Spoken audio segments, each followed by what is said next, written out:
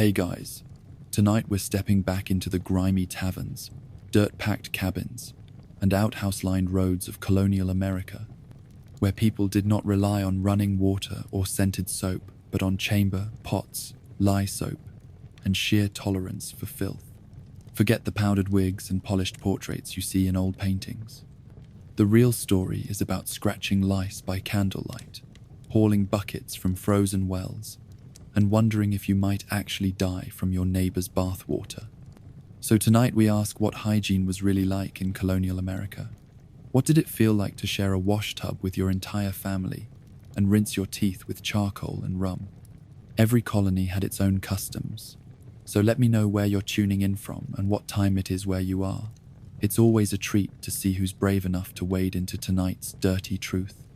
Now dim the lights, pull your blanket close, and let's step into the filth together. You wake before the sun, if you slept at all. Your skin clings to linen sheets that haven't seen clean water in a month. The air in the room smells like sweat, wet wood, and something sour. Your brother's foot is wedged under your armpit, and someone else's hair is plastered to your cheek. You're not sure if it's your sister or your cousin. Everyone sleeps in the same bed. The mattress is stuffed with straw. You can feel it poking through the ticking like splinters, shifting beneath you with every breath. It creaks when you move, but no one complains. This bed has been passed down through 3 generations, and you are the newest lumpy body to share it. Your nightshirt is damp, not from water, but from the sweat that pooled on your back and neck while you slept under 3 layers of quilts. There's no such thing as breathable fabric here. Everything itches. Wool itches. Linen itches. Even your skin itches. And it itches worse now because you didn't get to rinse off yesterday's grime before collapsing into bed. Outside, frost clings to the edges of the cabin window. The pain is fogged from the warm breath of a half-dozen sleepers huddled together for body heat. You see your own breath drift up like smoke when you sit up. Cold air slices through the cracks in the wooden walls. There's a draft behind your neck. It finds the gap where your shirt has ridden up, and it cuts like a blade. You tug your blanket tighter, but it's too late. The cold is already in. Next to the bed, the chamber pot waits. You know someone used it during the night. You heard them. Someone got up, shuffled barefoot over cold wooden planks, and relieved themselves in that squat ceramic bowl. And now it sits full. The smell is low and hot, like boiled eggs and vinegar. You try not to breathe through your nose. Someone coughs next to you. It's wet, deep. They cough again, and you feel it shake the mattress. Another person groans, pulling the quilt over their head. No one says anything. Everyone hears it. Everyone knows someone's lungs are worse today. You climb out from under the blankets and step onto the cold floor. Your feet hit the boards, and you hiss.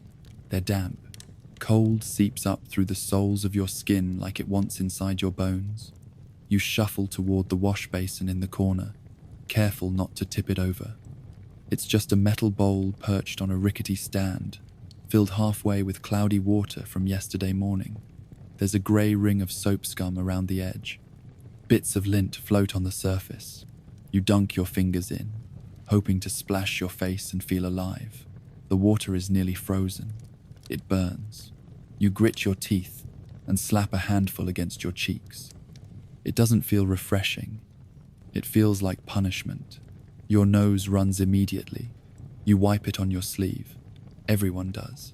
You look around for the rag meant for drying. It's already wet and stiff. Someone must have used it on their feet last night. You pat your face with the least damp corner and return it to the hook. The cabin smells stronger now. Not like food, not like firewood, just people. Musty, sour, heavy people.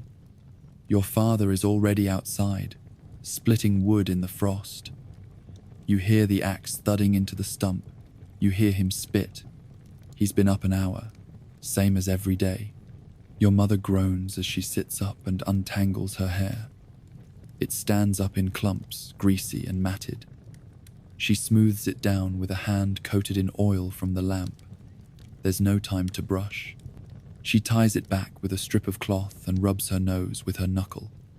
One of the younger kids crawls over the footboard and makes a beeline for the chamber pot. Everyone pretends not to hear the splash. You keep your eyes on the floor. She puts the lid back on and drags it toward the door to be emptied. Her hands are red from cold, her nose crusted with sleep. She moves without a word. You dress quickly. Or rather, you add more layers on top of what you already wore to bed. There's no privacy in the cabin, and no one cares. You pull your breeches up and tie the strings while trying not to breathe too deeply. Your shirt smells like onions and sweat.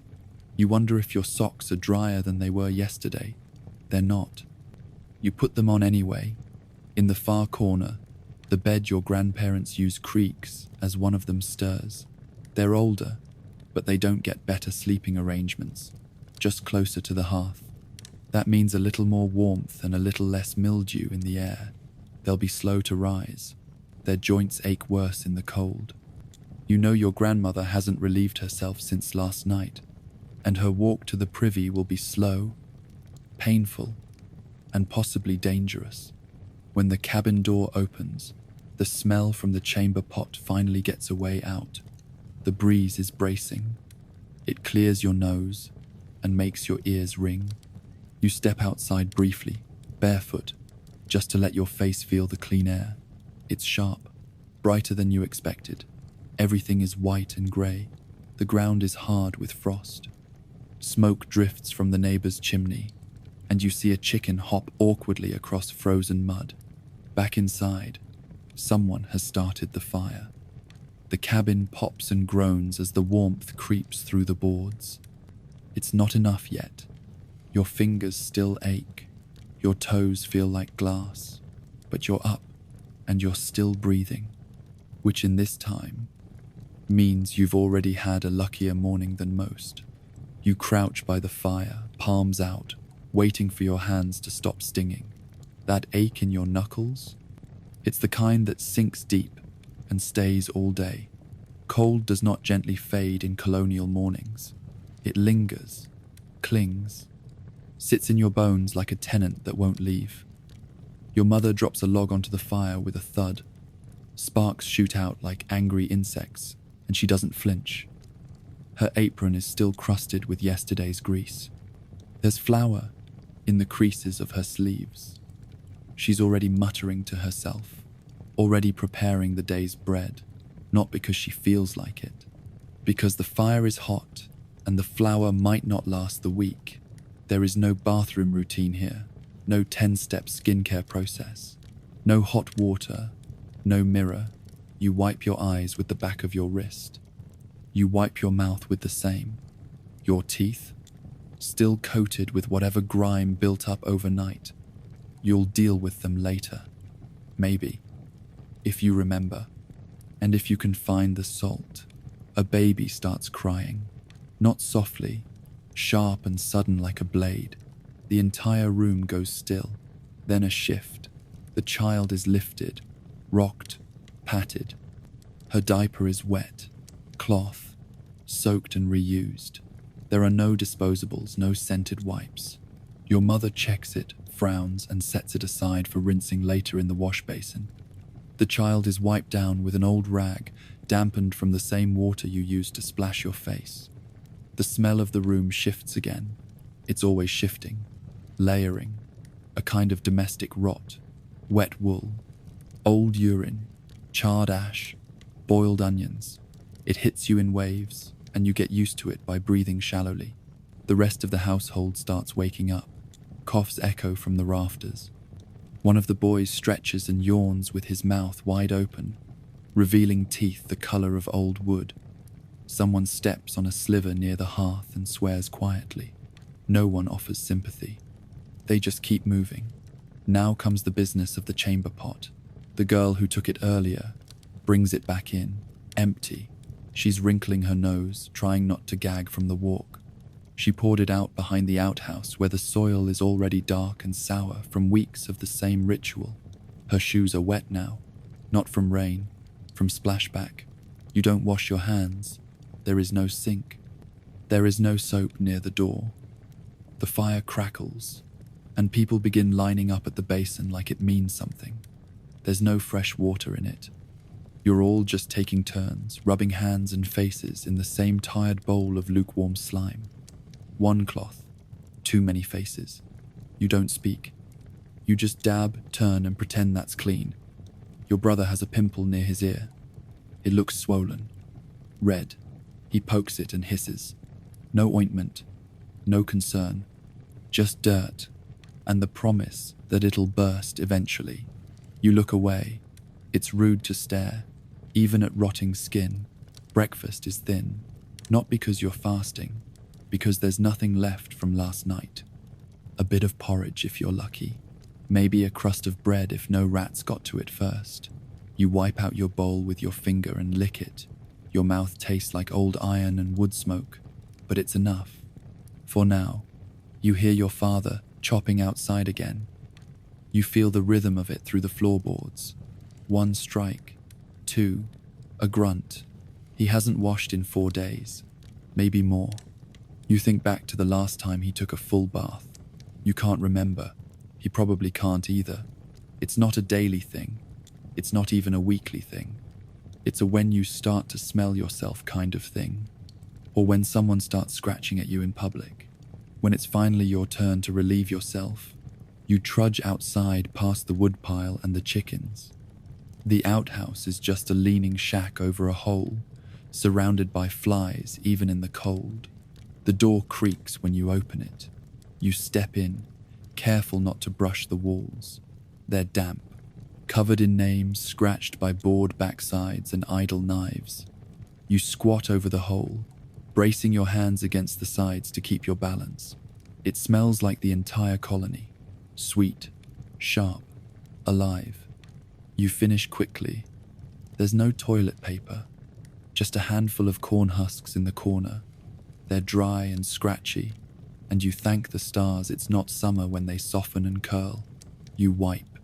You wince. You shuffle back inside with your head down. By the fire, someone's washing their feet, not in a tub, in a bucket. They take off their boots and peel off wool socks that might as well be stitched from mildew. Their toes are pale and cracked, with little black flecks in the creases. You think it might be rot, or maybe coal dust, or just dirt from a dozen days of walking. No one offers to help. They just keep eating. Your uncle clears his throat. He hocks something into the fire. It sizzles. That's the closest he's come to clearing his sinuses in a week. You know his nose has been running.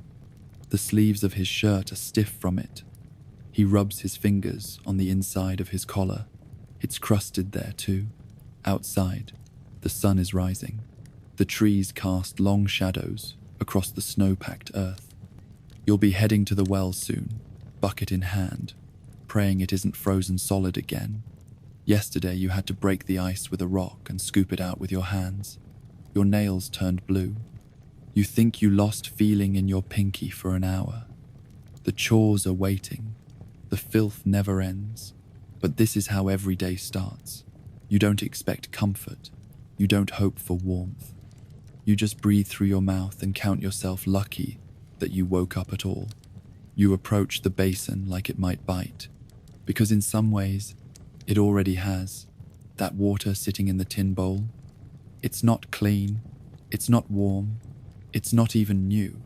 It's the same bit of half-frozen misery you saw yesterday morning, and maybe the morning before that. You can see where someone splashed it earlier.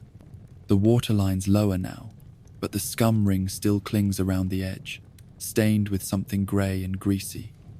This is what passes for washing in colonial America. One bowl, one rag, and one fragile illusion that this counts as cleanliness. You lean over the basin and catch a whiff. It doesn't smell like anything in particular, just old water and worn-out effort. There's a single cloth floating in the bottom like a shipwreck. You fish it out slowly, the way you'd pull a dead mouse from a trap. It's damp, heavy, and stiff around the edges where it dried in awkward folds. You slap the rag against the side of the bowl once, as if that'll clean it. It doesn't. Nothing short of boiling wood. But boiling water is for cooking, not vanity. You wring the cloth out with your palms, watching little flecks of something dark squeeze between your fingers. You hope it's just soot. It's better not to ask. You dab your cheeks with the corner of the cloth. It drags against your skin, rough like burlap. It leaves behind more water than it takes off. Your face stings a little, not from heat, but from exposure. Cold water in cold air is not refreshing. It just wakes up every nerve in your skull and makes your teeth ache. There is no soap. Not for this. Soap is precious. It's made from lye and fat and burns your skin if it's mixed wrong. You save it for laundry or for special scrubbing when someone finally admits they smell bad. Today isn't special. Today is just wet cloth and hope. Behind you, someone's muttering about the rag being used too many times. They say it like it's a revelation. Like maybe this time someone will do something about it. No one does. The rag goes back in the basin, floating, soaking up more misery for the next person to pat on their face and pretend that's clean. Your neck itches, probably lice. Everyone has them. You scratch absent-mindedly, then rub your fingers on your breeches. You'll wash your hands eventually, probably with the same rag. There's a cracked mirror hanging crooked on the wall.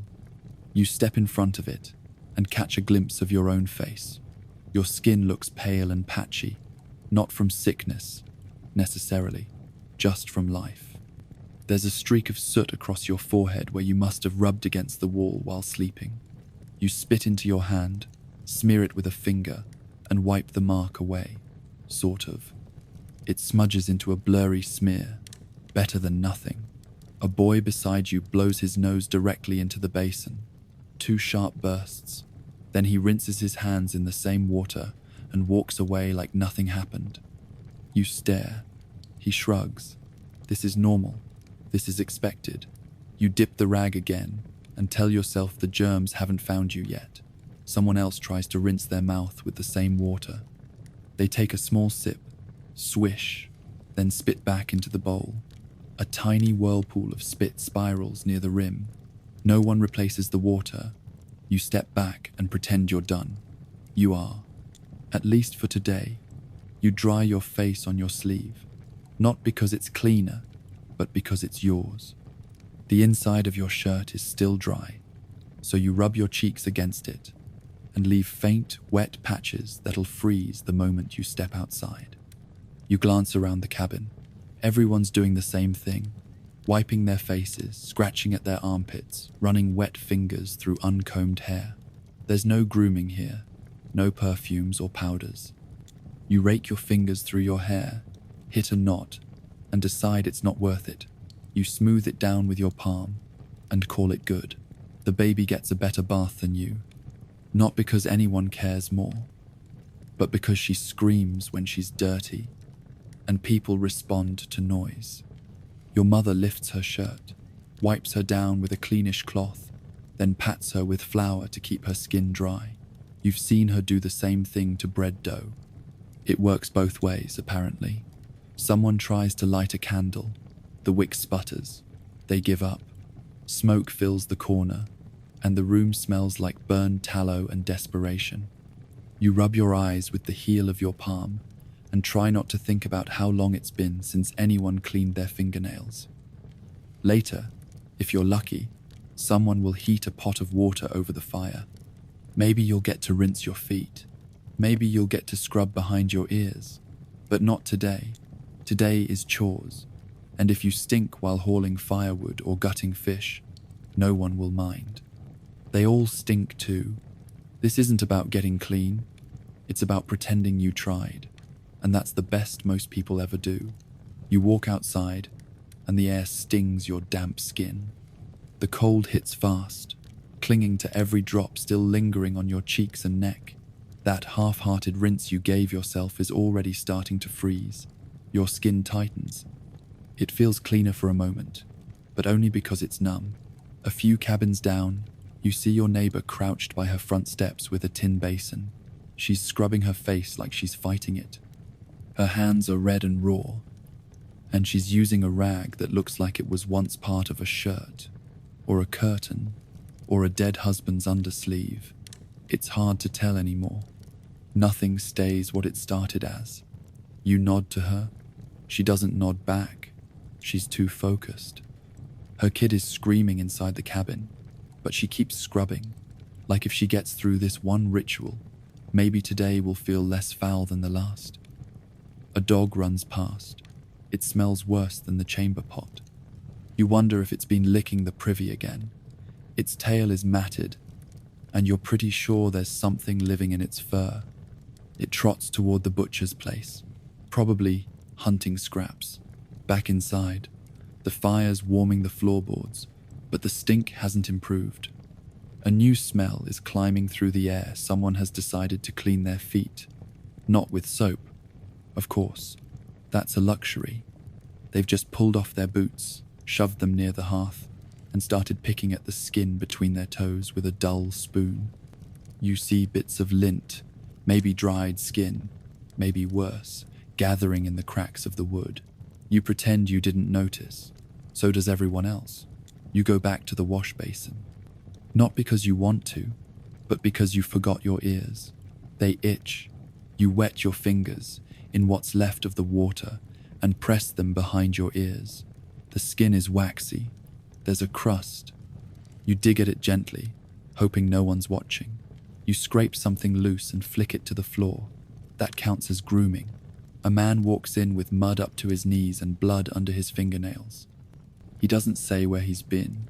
He doesn't need to. He just makes a beeline for the basin, spits into it, and wipes his hands on the cloth. It turns from grey to something closer to brown. Then he slaps the towel back on the hook and stretches like he owns the place. He probably does. This is a town where cleaning yourself is mostly about appearances. You splash your face in the morning, not to get clean, but to look slightly less dead. If you're lucky, no one will notice the lice in your collar. If you're unlucky, you'll be the one asked to hold down the neighbor boy while they comb his scalp with a fork and a prayer. There's a brush hanging on the wall. Someone once used it for hair. Now it's stiff and tangled with old threads, and God knows what else. No one touches it anymore. It sits there like a ghost of good intentions, too dirty to help, too familiar to throw away. You look down at your fingernails. They're black at the base. You pick at them with your teeth, chew a bit off, and spit it into the fireplace. It sizzles. You wipe the corner of your mouth with the same sleeve you dried your face on. And somehow that feels like progress. A knock at the door. A neighbor. She needs help lifting a barrel. Her apron is stained with something red and sticky. You hope it's berries. Probably not. She thanks your mother, then rubs her chin with the back of her hand. There's a flake of skin stuck to her cheek, and you watch her smear it across her jaw without realizing. No one is clean. No one even expects to be. What matters is that you tried. You went through the motions. You splashed your face. You wiped your mouth. You wore the good shirt, the one that only smells a little. That's effort. That's hygiene. You watch as your uncle takes the cloth from the basin again. He doesn't look at it. He just slaps it on his face, rubs it into his neck, and tosses it back into the water. You can hear the cloth hit with a wet slap. A ripple moves across the surface. That water has seen 10 different faces today, maybe 12, and it will see more, because no one is going to change it, not until it's empty, or until someone spills it. Whichever comes first. Later before dinner, you'll splash your hands again, just the fingertips, just enough to convince yourself you're not touching your food with filth. You'll pass the basin to the next person, and they'll do the same. The water will keep getting darker, more mysterious. Like soup no one asked for, you sit by the fire and feel the stiffness creeping back into your skin. That water dried quickly, but it left a tightness, a crust. You scratch your cheek, and a flake comes off under your nail. Dead skin, maybe ash, maybe the ghost of soap long gone. You remember hearing someone say that true cleanliness is next to godliness. That person has never slept 3 deep in a bed full of coughing cousins. That person has never reused a washcloth that smells like feet and mold. That person has never licked their finger to clean dirt from their face and called it success. Clean, in colonial terms, is relative. Clean is not about removing filth. It's about pushing it just far enough away that you can function. Tomorrow, the rag will still be there. Tomorrow, the basin will still be half full and half foul. And tomorrow, you'll do the same thing all over again. Because that's what hygiene looks like when water is cold, soap is rare, and pretending is all you've got. You run your tongue across your teeth and immediately regret it. It feels like a barn wall. Rough, coated. There's something thick near the molars. A film that's been there since yesterday, maybe longer. It tastes like old stew and wood smoke. You smack your lips and swallow hard, but the taste stays. There is no toothbrush waiting for you. No mint-flavored paste in a porcelain cup. No bristles. No floss. Just your fingers. And maybe a bit of charcoal, if you remembered to grab some from the hearth last night before it got soaked with bacon grease. You shuffle toward the fire and pick through the ashes until you find a blackened stump of wood. It flakes in your hand, still warm, still sharp smelling. You rub it between your fingers until it crumbles into soot. Then, you dip the tip of your finger into the ash and press it to your teeth. The first rub is gritty. It crunches. It squeaks a little against the enamel, if you still have any left. You drag your finger back and forth, scrubbing blindly, trying not to gag. You work your way around the edges, poking between the gaps where food has been rotting since last week. There's no mirror for this. You don't need one. You're not cleaning for beauty. You're cleaning for survival. Your gums are bleeding again. They do that now, every time. They puff up and turn red when you eat anything tough, and now they're giving way under your charcoal finger. You spit into the fire. The sizzle confirms you've still got some blood left. This is what passes for oral hygiene in your world. There are no dental visits, no polished smiles. Teeth fall out when they're ready, or when they get kicked, or when the rot makes them soft enough to pull with a rag and a spoon. You rinse your mouth with a splash of yesterday's cider. It's gone vinegary, but that helps. The acid cuts through the grime. You swish it around. It burns the soft part under your tongue, but you like it better than nothing. You spit it into the dirt and watch it freeze at the edges. Your cousin walks past you chewing on a twig. It's willow bark, supposed to help with toothaches. He gnaws on it like a beaver, eyes half shut, jaw moving slowly. He hasn't said anything since he lost the bottom right incisor last week, bit into a bone and it snapped clean off. He tied it with twine and yanked it himself. There was no ceremony, just blood and a rag and a quiet moan in the corner. Some people use cloth. Old strips soaked in vinegar or rum, wrapped around a finger and jammed into their mouths. You tried that once. The taste of the cloth was worse than your own breath. You nearly vomited before you got past the second molar. Your breath is sour by noon no matter what. Everyone's is. Talking to someone face to face is like standing near an open trash bin in the sun. People turn their heads when they speak. Not out of manners, but because mouth rot is real and it travels fast. You know a man who chews cloves every morning. Expensive habit. Smells better, sure, but now his teeth are stained black and his gums are raw. He says it's worth it. You're not so sure. Your aunt once told you that you should rinse with spirits daily. You tried it for a week. Your lips cracked and you burned the inside of your cheek. The rum made you lightheaded and sleepy, but your mouth did feel cleaner for a few hours, until you ate salt pork and it all came back. You don't know anyone with perfect teeth. Some are better than others, sure. The preacher's wife has most of hers still. She scrapes them with a little pick made from bone, keeps it in her apron pocket like a holy relic. One time you saw her pick something out mid-sermon and flick it under the pew. It was white, not food, probably a fragment. Old people don't smile much, not just because of grief or pride, but because smiling shows teeth. And teeth are shame, yellowed, crooked, cracked, or gone altogether.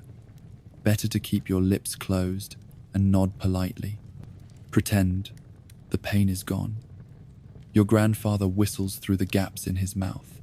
He has 6 teeth, all near the front. He keeps a little jar of salt by his bed. In the mornings, he dips a wet cloth in it and rubs it along his gums.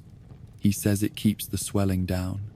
You've seen him spit blood into the corner and keep going like nothing happened. There's a boy in town who hasn't eaten solid food in weeks. Tooth abscess. His cheek swelled up like a gourd, then split open. Now he drinks broth and cries in his sleep. No one wants to be him. But you're not far off. No one is.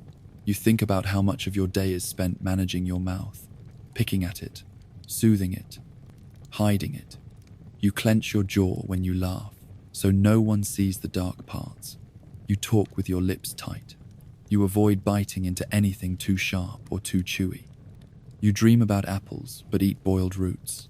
Your smile is a weapon if you're not careful. Flash it too quick, and someone might flinch, not from fear, from smell. And yet, you're one of the lucky ones.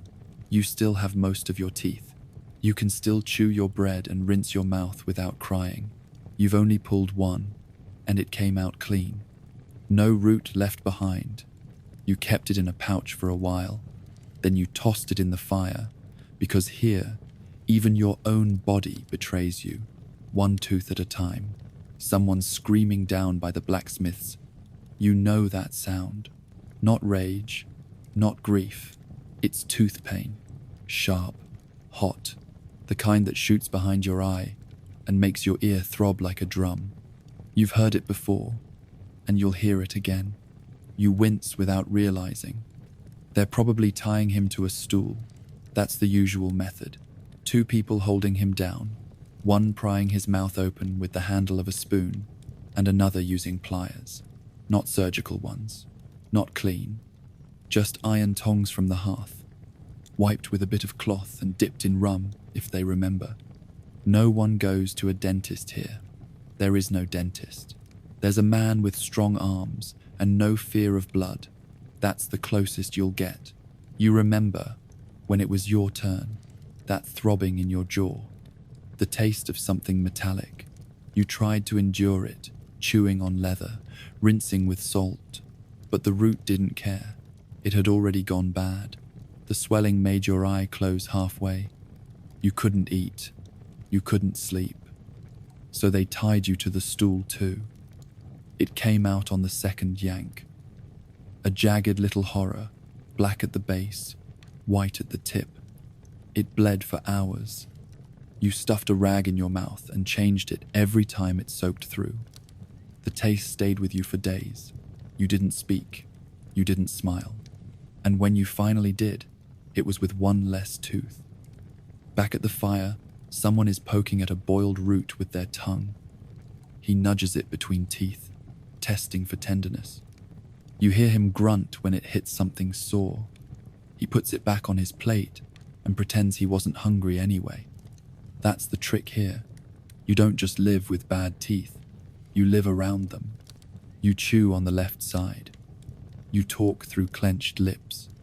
You hold your jaw when the cold wind sets in, because the air makes your nerves scream. Someone once said, putting tobacco ash on your gums can numb the pain. You tried that too. It worked.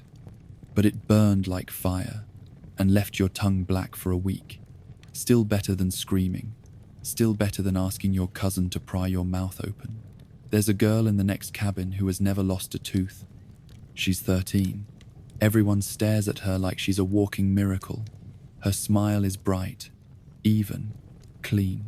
They say she was born with good bones. Or maybe her mother fed her rabbit broth every day while she was growing.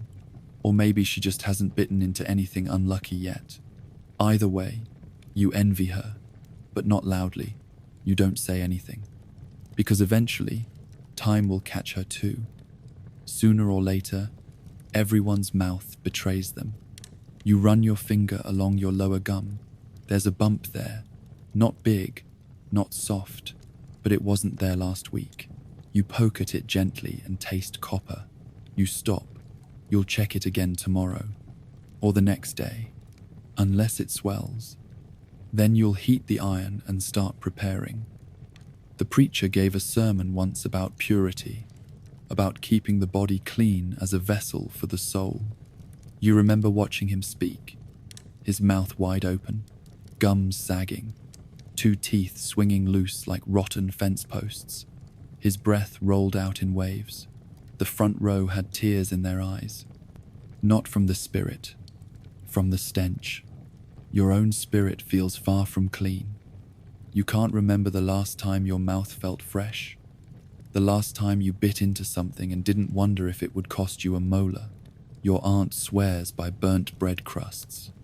Every morning, she scrapes the black part off with a knife, rubs it between her fingers, and packs it onto her gums like it's medicine. She says it draws out the poison. You don't ask how she knows. You just nod and pass her the stale loaf.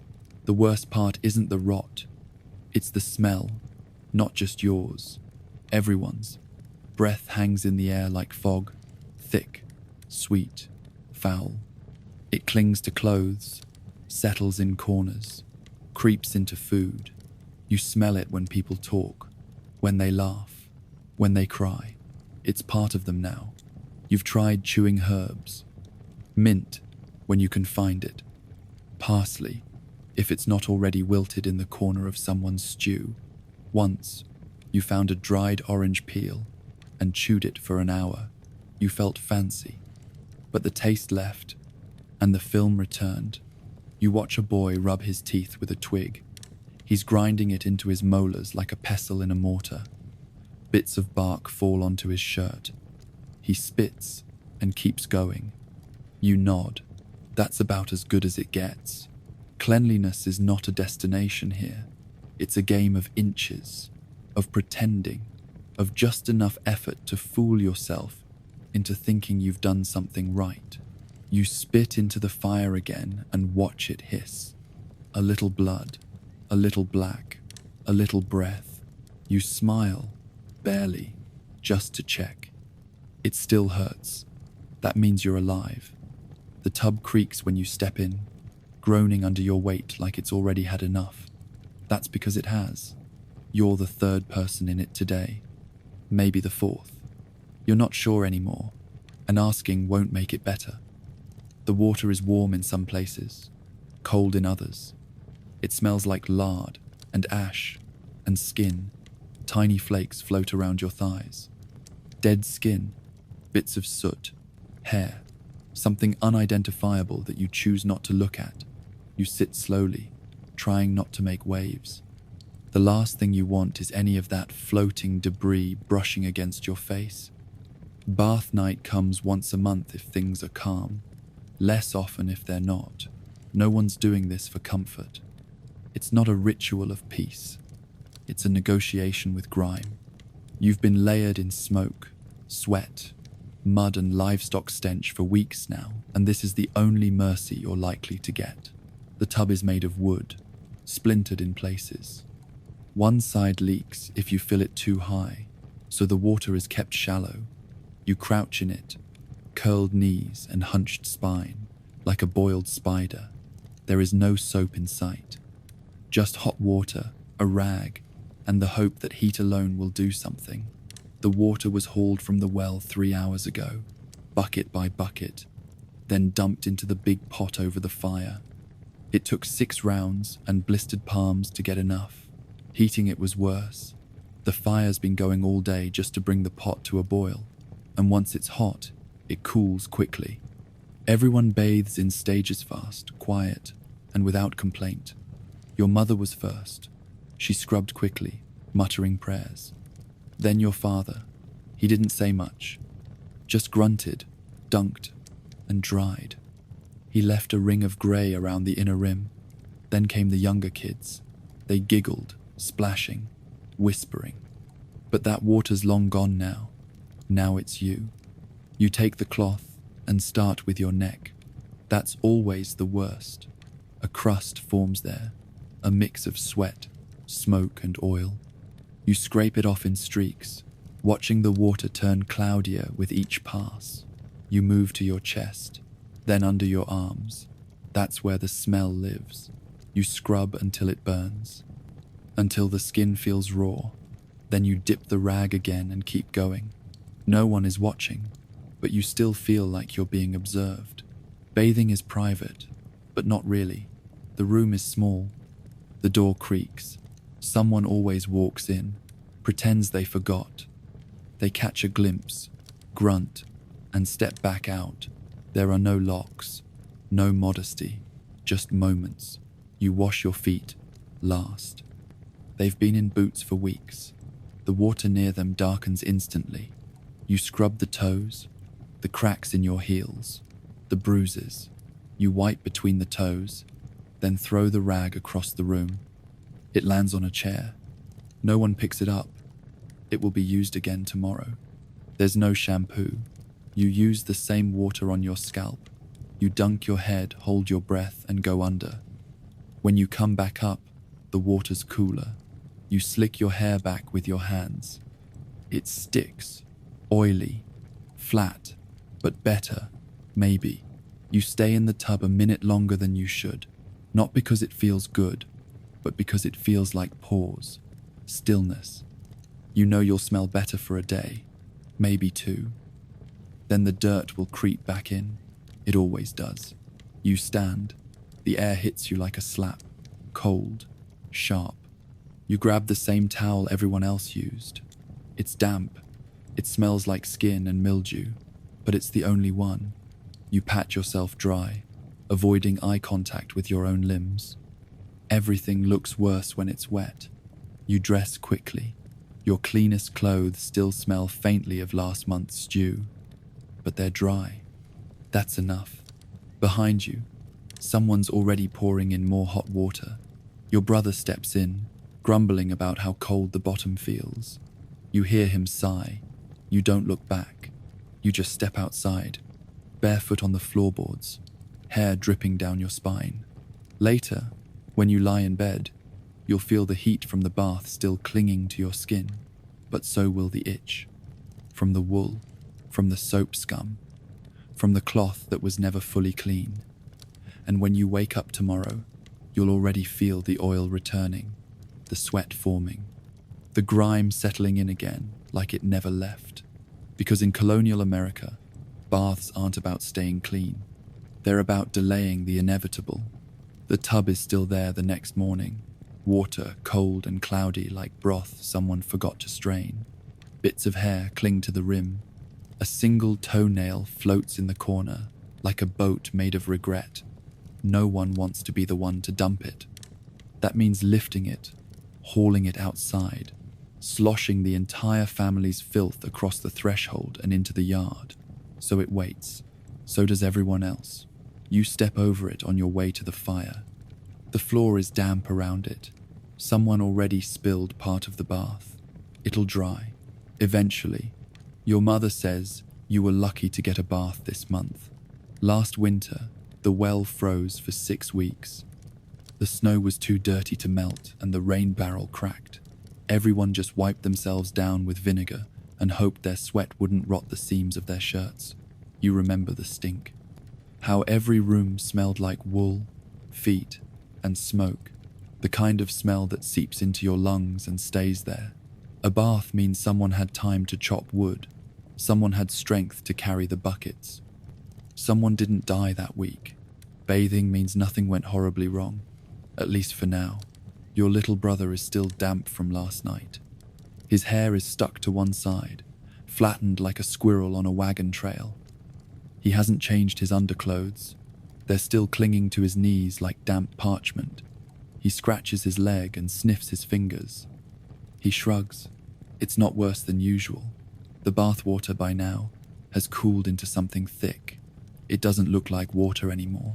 More like soup, opaque, slightly green in one spot. There's a film floating on the top. Oil, skin, fat, life. You wonder if animals in the forest get this filthy, or if this is a uniquely human disgrace. Outside, your father is pouring fresh ash over the latrine pit. It steams slightly in the cold air. Everything steams when it's warmer than the ground. Even the tub, when you first filled it, gave off little curls of fog. You thought it looked peaceful then. Now it just looks like a mistake. Some families keep the tub outside, bathe under the open sky. Less cleanup, they say. Easier to dump. But that means cold wind on bare skin. That means neighbors catching glimpses they shouldn't. That means raccoons sniffing around after dark. So your family keeps the tub inside, next to the hearth, near the kitchen table, where food and filth can mingle like old friends. You once saw a family use the same water for cooking after a bath. Boiled potatoes in it, claimed it added flavor. You vomited behind the barn and didn't eat for a day. You sit on a stool and peel your foot wraps off. They're still wet from yesterday. You hang them near the fire and watch steam rise from them. They stink, not like dung, not like meat, something in between. Human. There's still some hot water in the kettle, but not enough for another bath. You think about dipping a rag in and wiping your face, but the rag is gone. Someone used it to clean the table. Now it's lying in the corner, stiff with food scraps and crumbs. You decide your face is clean enough. Your uncle visits just after noon. He hasn't bathed in 3 months. He walks in like he owns the air. His boots are caked in manure. His beard is matted. There's something dark under his fingernails. He hugs your mother. She doesn't flinch. No one comments on the smell. That would be rude. He asks if the tub's been emptied. No one answers. He walks over, peers in, sniffs once, and laughs. He says he's seen pig troughs cleaner. Then he spits into it and sits down to eat. You ask your sister if she wants to help clean it. She looks at you like you've spoken in tongues. Clean it. It's water. It's done its job. It'll soak into the ground just fine. You stop asking. Eventually, someone will carry it outside. Slop the water into the yard. The chickens will peck around it. A dog might roll in it. And the tub will be leaned against the house, waiting for next month. Until then, it sits, a wooden monument to temporary cleanliness. Proof that, for a single night, you weren't coated in filth. Not completely. You go to bed that night still itchy, not because you're dirty, but because you're clean, and your skin isn't used to it. It feels raw, new, like you've peeled off something protective. The mattress smells worse now, not because it's changed, but because you have. You're clean, and it isn't. You notice the straw is damp in the middle. There's a sourness to it, a weight. You curl into yourself and try not to breathe too deeply. By morning, you'll blend back into the scent of the house, of people, of life, and the bath will be just another thing no one talks about until it's needed again. You don't trust the soap. No one does. It's homemade after all, boiled up in a blackened pot out back, using a recipe passed down by people who probably didn't live past 40. You've seen it made. You know what goes in. Animal fat, ashes, rainwater if you're lucky, swamp water if you're not, stirred for hours with a stick that also gets used to chase dogs off the porch. It looks more like cheese than soap. Yellow-grey, dense, pitted like a graveyard tooth. You pick it up and it's sticky in your hand. Not slick, not pleasant, sticky. It leaves a film on your fingers before you've even added water. They call it lye soap. But soap is generous. It's more of a weapon, a punishment, a gamble. You dip the corner into your wash basin. The water clouds instantly. It hisses slightly, which is never a good sign. Then you rub it between your hands. It doesn't foam, just smears, like melted wax with sharp edges. You lather your palms and feel your skin tighten, then burn. The burn means it's working, they say. You press it to your neck, and the sting flares up like a spark under the skin. You gasp. Rub faster. Faster means you finish sooner. The trick is to get the dirt off before the soap takes a layer of you with it. You can't use it every day, not unless you want to bleed. But when it's time to scrub, after mucking stalls, butchering pigs, or hauling spoiled food, it's the only thing that cuts through the grime. It strips the grease, the stink, the memory of filth, and sometimes your skin too. Your sister tried to use it on her face once, just once. The rash lasted a week. Her cheeks peeled like old parchment. She cried herself to sleep with a rag of boiled chamomile pressed to her skin. The soap went nowhere near her face after that. Now she uses just warm water and curses quietly. The bar cracks as it dries. You watch it on the windowsill, slowly splitting down the center like a wound. Bits of ash and hair are visible inside, like it's fossilized the past month of your life. You don't know what animal the fat came from. Probably pig, might be something else. You try not to ask. When it's fresh, the soap is worse. Caustic, unforgiving. It leaves red marks, especially if you scrub too hard, but wait too long and it turns brittle, crumbles in your hands. Then it's just wasted pain. You used it last winter after cleaning out the privy trench. The stink had worked into your skin, into your bones. You could smell it in your fingernails. No amount of scrubbing helped. You took the soap and scrubbed until the skin cracked. Your hands bled through the cloth that night, but the smell was gone. They say you can test the strength by dipping a feather in it. If the feather dissolves, it's too strong. If it floats, too weak. But who has feathers to spare? No one in your house is wasting good poultry just to measure burn. So you learn by trial. A small patch on your arm, behind the knee, the underside of your wrist. If it reddens, you stop. If it blisters, you curse. If it tingles, you keep going. Bathing with lye soap is not relaxing. It's strategic. You wash quickly, methodically, elbows, knees, soles, palms, anywhere the skin is tough. Anywhere you don't care if it stings. Your grandmother keeps a bar in a box near the hearth. She wraps it in cloth, like it's sacred. She says she learned to make it after the war, when nothing clean was left but bones and ash. She stirs the pot like she's conjuring spirits. No measuring, no recipe, just memory. She squints at the mix, mutters to herself, and hopes for the best. Sometimes it comes out too strong, sometimes too soft. Once, it melted in the rain and glued itself to the porch. Your uncle had to scrape it up with a spade. They used it on the horse tack afterward. No one wanted to waste it, and it's never scented. Never. No herbs, no flowers. You don't waste lavender on soap when it can go in tea. If it smells like anything, it's smoke, or meat, or ash. You can't scrub that scent out. It follows you, clings to your skin, but you get used to it. You remember being young and watching the bar get passed around the room. One basin, one rag, one soap.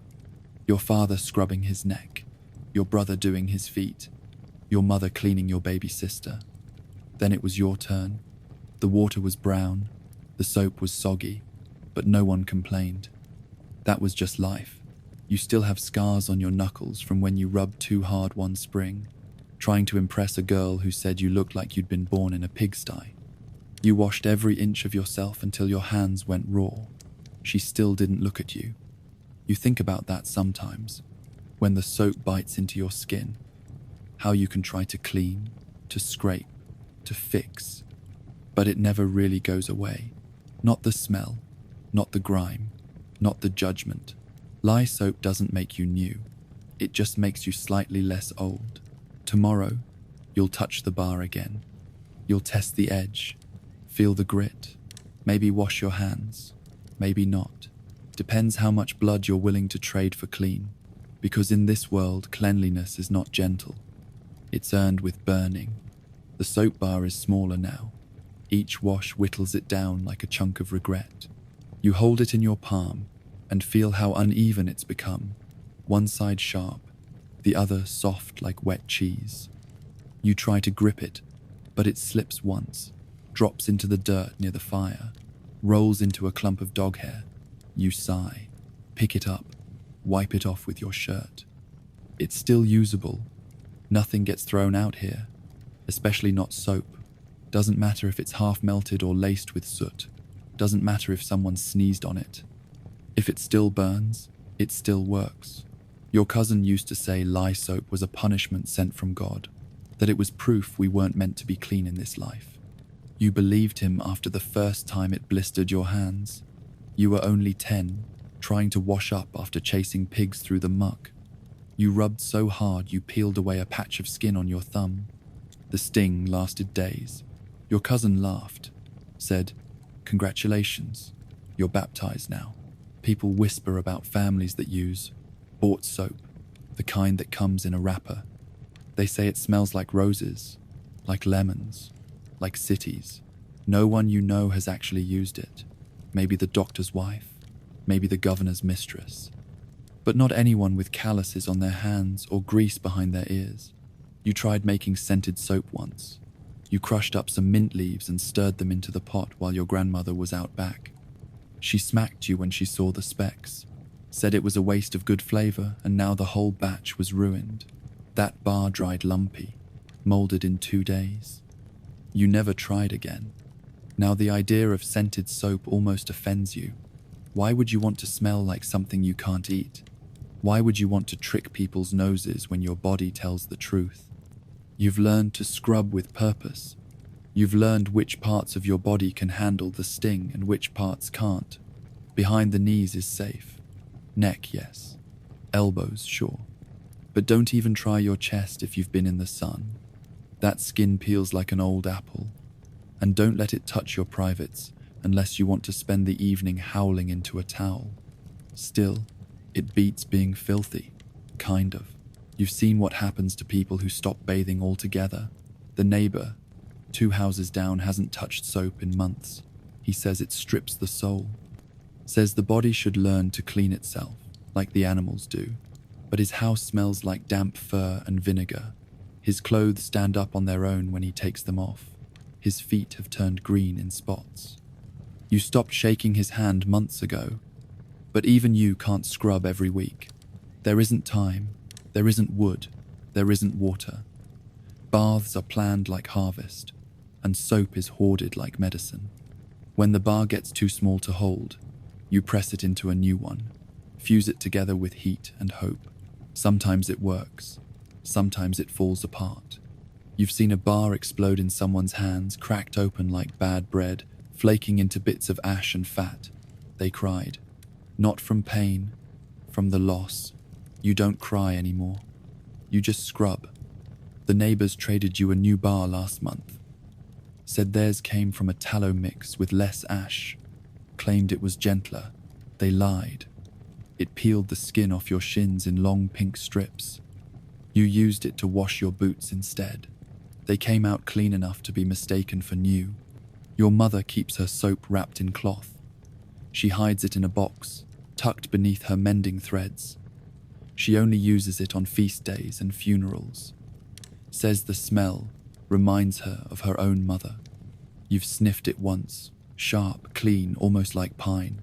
You wanted to lick it just to see. You didn't. But the thought stayed with you for days. Every now and then, someone will boast about no longer needing soap, about having skin so strong, so used to filth, that it simply doesn't get dirty anymore. You nod, smile, keep your mouth shut, but you see them itch when no one's looking. You see them avoid fires, because smoke makes the stench rise. You know the truth. Their dirt just settled into their skin like a second soul. You sit by the fire and rub what's left of your bar against your palm. It's soft now, mushy, a bad peach. You smear it across your knuckles, then wipe the excess on your trousers. They're stained already. One more mark won't matter. Someone knocks over the basin. It spills onto the floorboards, soapy water pooling under the table. Your sister groans, grabs a rag and starts dabbing at it, but you know the wood's already soaked. It'll swell tonight, maybe warp. You'll deal with it later. You stare at your hands. They look cleaner, redder. Lines stand out in sharp detail, a little raw, but the grime's gone. For now, the soap is back on the windowsill, crusting over. It'll be hard by morning, tough as bone. You'll chip away at it then. Use a knife if you have to, because this is the only thing between you and the filth. It doesn't matter if it hurts. Pain is just the price you pay to be less disgusting. You wake up scratching, again, behind the ear, under the chin, then the back of your neck, where the hairline ends in a greasy mess of sweat and straw. You scratch until it hurts, and then keep going, because it never really helps. It just distracts you from how filthy it feels to wear your own scalp. Everyone has lice. You know that by now. The preacher has lice. The midwife has lice. Your baby cousin had them crawling in her eyebrows once. They are not a secret. They are not a surprise. They are simply a part of you, like your teeth, like your breath, like your sin. There was a time when you tried to get rid of them, long ago, when you still believed in soap and heat and boiling things until the bugs died. But the lice always came back, sometimes in greater numbers, as if angry, as if multiplying out of spite. So you learned to live with them, to comb, to pinch, to distract yourself with powder and prayer. Your mother keeps a tin of flour by the bed, not for cooking, for dusting. When the itching gets bad, she shakes a little into her hands and pats it across her scalp. It leaves you pale and patchy like a half-baked ghost. But it dries the grease and chokes the bugs, or at least slows them down. You have sat for hours while someone dabbed flour into your part line with fingers sticky from molasses. You have tilted your head while a comb made from fishbone scraped along your skull like a rake through soil. It helps, sometimes, until the sweating starts again, until the heat turns the powder to paste and the paste starts to stink. You know when someone is hiding an infestation. You can see it in the way they tilt their head, in the way they wince when someone brushes past them, in the way they pick at their collar. They wear their shame like a second skin. You wore it too. You still do. Wigs are supposed to fix that. For the wealthy, for the landowners, for the judges who do not want their real heads seen in public. They powder them white and curl them into shapes not found in nature. They wear them high and proud like false crowns. But even wigs cannot escape the lice. Beneath the powder, beneath the wax, there is heat, moisture, oil. And where there is oil, there is life. Bugs crawl through the curls, lay eggs in the seams, sleep near the scalp. There are stories of men removing their wigs and finding nests underneath, of bugs so fat they fell out onto the courtroom floor. Your uncle had a wig once, said it made him look like a gentleman. He wore it to town and caught the attention of a woman who ran a boarding house. They sat close that night. When he came home, he was scratching his temple so hard it bled. The wig was burned the next morning. He never wore another. You have never owned one. You could never afford the powder, let alone the hair. But you have seen them up close, at church, at weddings. You have watched the curls glisten with sweat and tallow under candlelight. You have seen children gape at them like they are staring at wild animals. You have heard women whisper about who wears what and how much it cost. Most wigs are made from horsehair, some from goat. The fine ones come from real people, hair cut from the dead, hair sold by the desperate, hair gathered in back alleys and boiled in vats to kill whatever lived in it before. The powder used on wigs is no cleaner. A mix of flour, starch, and crushed roots, sometimes scented with lavender, sometimes not. It clogs the nose, makes you sneeze, leaves white rings around the collar, but it covers the grease. It hides the truth. Some women tie their hair up in cloth and leave it like that for weeks. They say it keeps the lice from spreading. Others coat their braids in goose fat and then wash it out with vinegar. You tried that once. The vinegar stung your eyes. The fat melted down your neck. You smelled like a pickled roast for 3 days.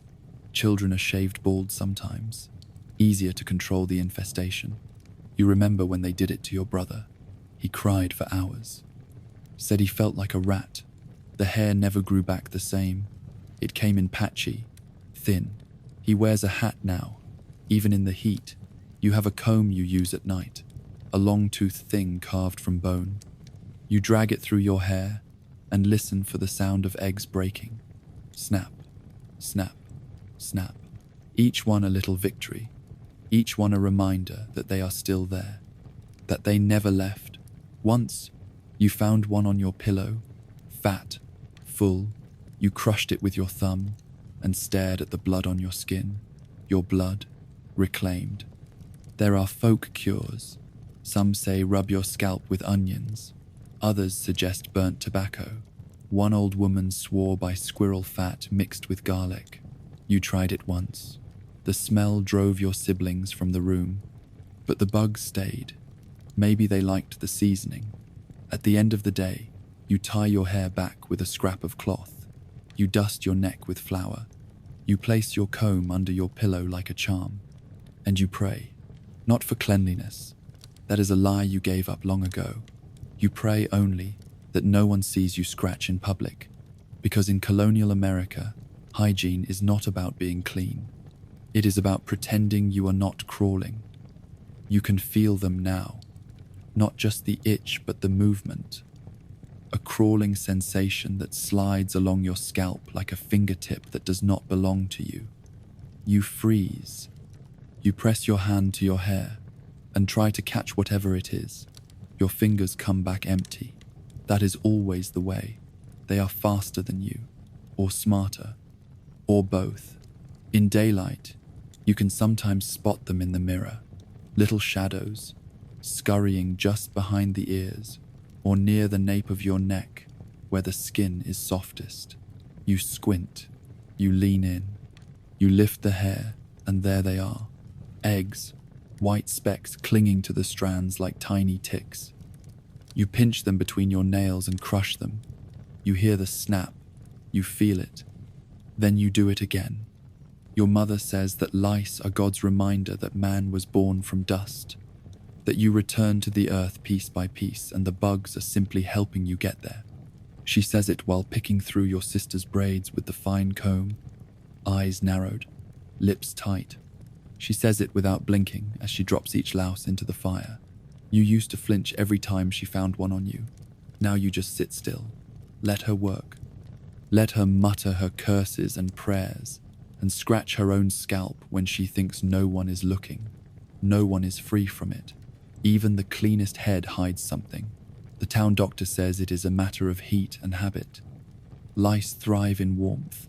They love tight collars and wool caps. He tells people to air out their heads, leave their wigs off at night, comb with vinegar, soak combs in hot water, burn old scarves. But no one listens. Wigs are too expensive to leave uncovered, and vinegar stings. And no one wants to sleep without a cap, because that is how the cold gets in. You remember the woman who shaved her head and wore a bonnet for a full season. She said it was liberation, said she felt like a new soul. But people whispered, said it was unnatural, said she was touched. And when her hair grew back thin and crooked, they said it was punishment for vanity. There are rules about how often you are supposed to wash your hair. Some say once a month. Some say only during the full moon. You do it when the itching becomes too much to bear, when you cannot sleep, when your scalp is raw and your fingernails come away with blood beneath them. The soap you use is the same that scrubs your skin. It stings your scalp worse than anything. You tilt your head and let the lye run down your temples. You squeeze your eyes shut and pray it does not get in. It has before. It burned for hours. You screamed and no one came. They said it was your fault. They said you should have been more careful. After the washing, you sit by the fire with a towel around your shoulders. Your hair steams.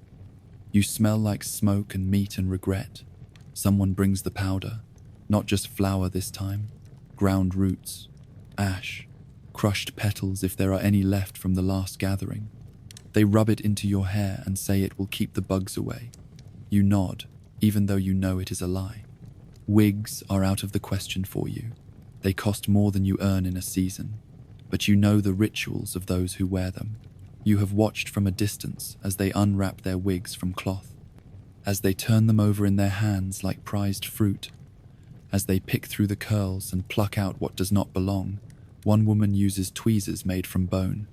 Another uses the tip of a heated needle. You saw her burn a louse on the spot.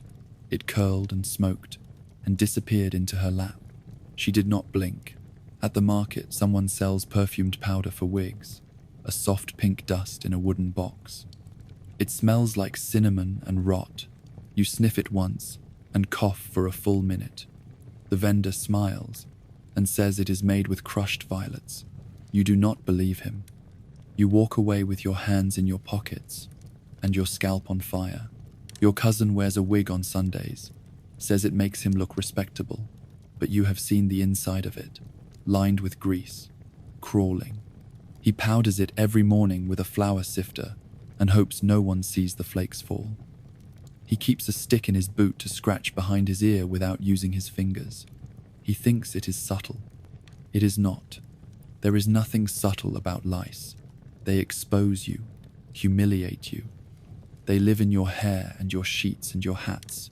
They follow you into your dreams. You have dreamed of rivers full of bugs, of combs breaking in your hand, of pulling a nest from your scalp like a clump of twine soaked in oil. When you wake up, your pillow is damp, your hair is tangled, your fingers are already scratching. You boil your scarf, you hang it near the fire, you check the seams, you shake out your bedding, you beat your coat with a stick. You clean everything, except the one thing that will never be clean, your own head. In the end, you sit quietly by the hearth, a small mirror in your lap, a comb in one hand. The sound of scraping fills the room. Snap, snap, snap, and when the fire gets low, you lean in and toss the bugs into the embers.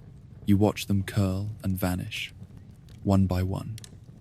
Because in colonial America, lice are not just a nuisance. They are a fact of life, and life does not care if you are crawling. Your shirt could stand up on its own. That is the first thing you notice when you take it off. The cloth has stiffened with sweat, oil, and time. The underarms are darker than the rest. The collar is glossy with grime.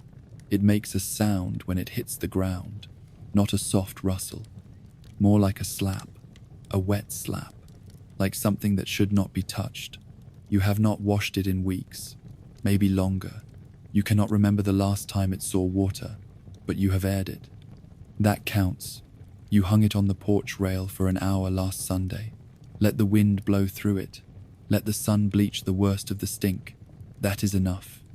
That is what people do, because no one washes their clothes here. Not really. Washing ruins fabric. That is what your aunt says. Too much water, and scrubbing wears holes. Better to shake out the dust.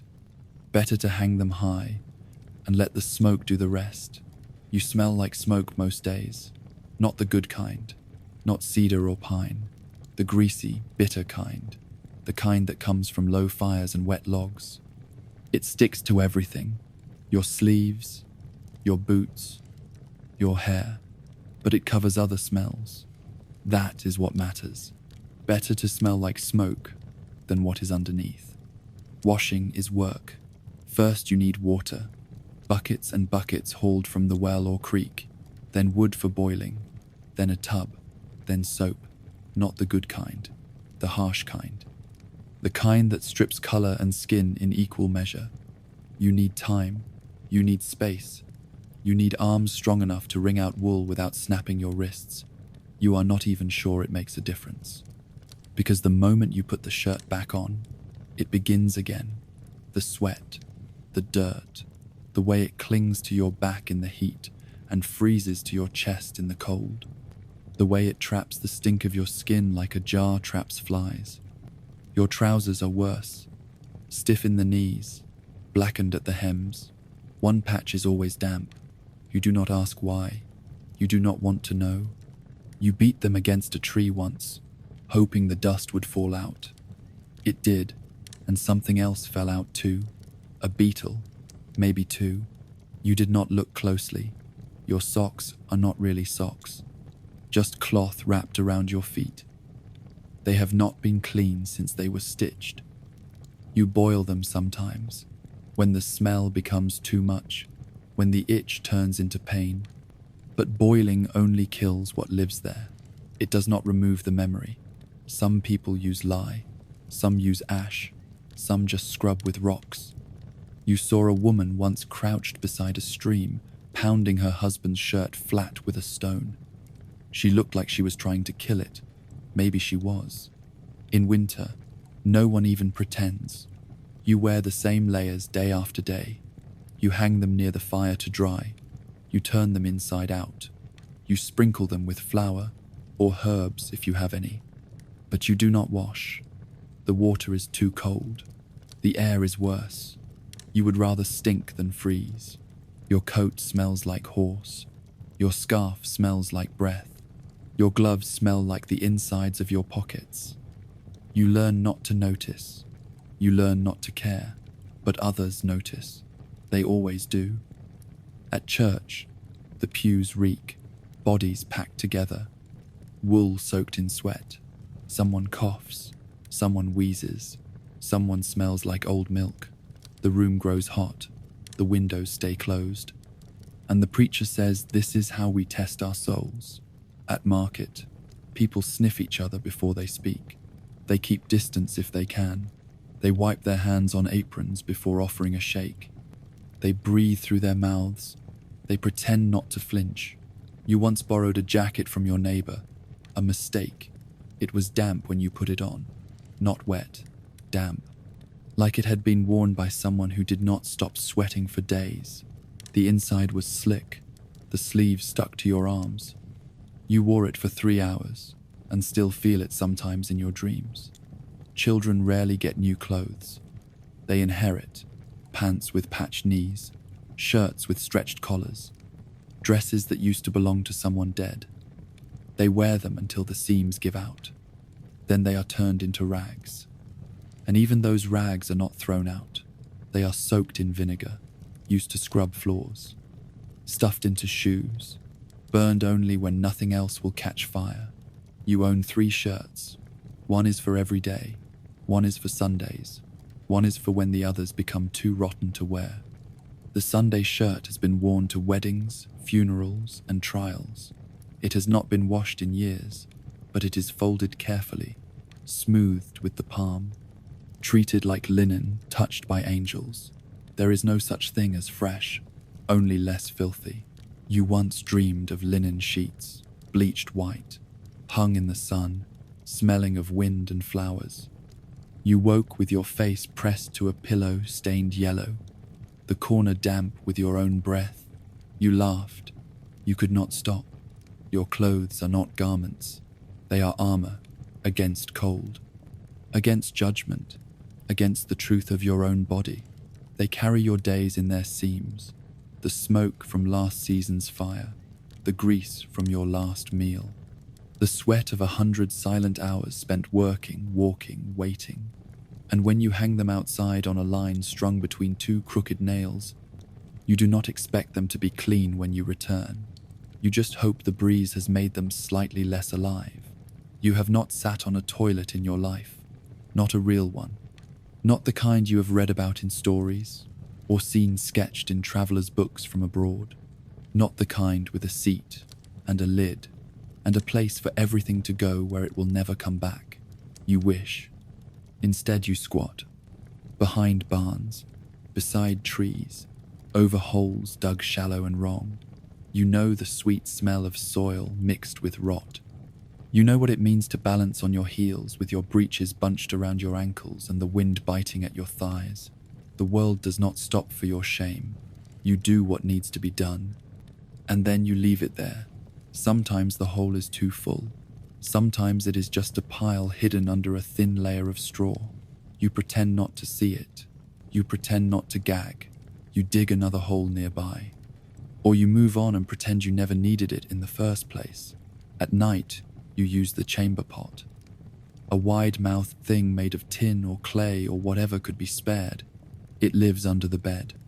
You do not think about it during the day, but at night it becomes your companion. You reach for it without looking. You position yourself in the dark. You hope your aim is true. In winter, it is cold enough to make your skin seize. In summer, it smells so thick it could choke you. The pot is emptied each morning, not washed, emptied, carried out the back door and flung into the ditch, or the alley, or the nearest patch of mud, already black with filth. The streets stink. That is the first thing visitors say. The locals do not notice, or they pretend not to. There is waste in every corner, human, animal. It seeps into the dirt and waits there, bubbling up with each boot step. Children play beside puddles that shimmer with strange colors, green, yellow, worse. They chase rats without realizing where those rats have been. They fall, they touch, they laugh. You learned early to watch where you stepped. One wrong foot, and your boot could vanish into something soft and wrong. The kind of mud that leaves a smell on your skin for days. The outhouses are worse. If you are lucky, you live near one. A small shack, with a pit beneath. No door, or a broken one. A seat cut from splintered wood that leaves marks on your thighs. You have seen spiders there the size of your fist. You have swatted flies off your knees as they circle the pit like priests around a grave. Some families share their privy with the neighbors. Some charge to use it. You pay with coins or favors or firewood. You wait in line like it is church. You keep your eyes down. You do not talk. Inside, the smell hits you like a blow. You breathe through your mouth. You try not to touch anything. You do what you came to do, and you leave before the wood creaks or the boards shift. Once, you heard of a boy who fell in. He lived, but no one would speak to him after. He moved away, or died. You cannot remember which. Chamber pots are not just for the bedroom. They go with you when you travel, when you visit, when you are sick, when you are too weak to make it to the barn or the yard or the edge of the woods. They sit beside you like a dog, quiet, unblinking. Some people use buckets, some use jars. You have even seen someone use a hollowed gourd. It does not matter what it is, as long as it holds and does not crack. Emptying the pot is the worst part. You grip it by the sides. You carry it at arm's length. You avoid the neighbors if they are outside. You tip it quickly, let it splash, hope the rain comes soon to wash it all away. Sometimes the pot is full before morning. Someone is sick. Someone had stew that did not sit right. Then you must decide. Use it again, or brave the night air. You have gone out barefoot before, across wet grass, into a field where the wind howls through the trees. You squat behind a stump and hope nothing is watching. Hope nothing is moving in the dark. Once a raccoon startled you and you fell backward into your own mess. You threw away your trousers and did not speak for a day. Not all homes have privies. Some use slop trenches, shallow ditches that fill with rain and worse. They overflow in spring. They freeze in winter. They breed insects in the warm months. Clouds of them. Swarms that rise like smoke. You once stepped into one by accident, sank to your ankle, the skin blistered by morning. Your mother wrapped your foot in rags soaked with vinegar. You still cannot wear that boot without remembering. There are no rules for who goes where. Men, women, children. Everyone squats. Everyone carries a pot. Everyone dumps it when they must. Modesty is for the rich. Privacy is for the dead. In town, some people try to be clever. They toss their pots from the windows, out into the street. They shout a warning if they remember. But not always. You have seen men covered in filth from the neck down, screaming curses into the air. You have seen children pelted with waste, and their mothers rush to brush it off like dust. There are fines for doing it during the day, but no one enforces them. Everyone does it. Even the constable's wife. Even the baker. Some people dig trenches and cover them with planks. They walk across them as if that makes the waste disappear. It does not. It seeps. It rises. It waits. When it rains, it floods. The waste climbs back up from where it was thrown. It runs through the streets in rivulets. It gathers in cellars. It stains shoes. It finds cuts. It makes them sting. Disease follows. Of course it does. You know the names. Typhus, flux, fever, words whispered when someone begins to sweat and cannot stop, when the skin turns yellow, when the mouth foams, when the body empties itself until it stops. You are told it comes from bad air, from curses, from cold drafts and sinful thoughts. But you know, you have always known, it comes from the chamber pot, from the pit, from the puddle outside your door. And yet, you go on squatting, you go on emptying.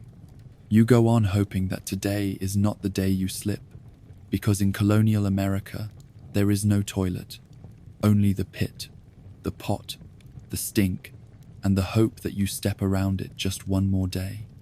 You know the day is coming before it starts. Your back aches in a strange, dragging way. Your belly feels full of rocks. Your thighs feel heavy. You wake up sticky with sweat and something darker, something deeper, the kind of weight that does not leave when you sit or when you stand. You do not need a calendar. You know your own body. You can smell the change in your sheets before you even roll over.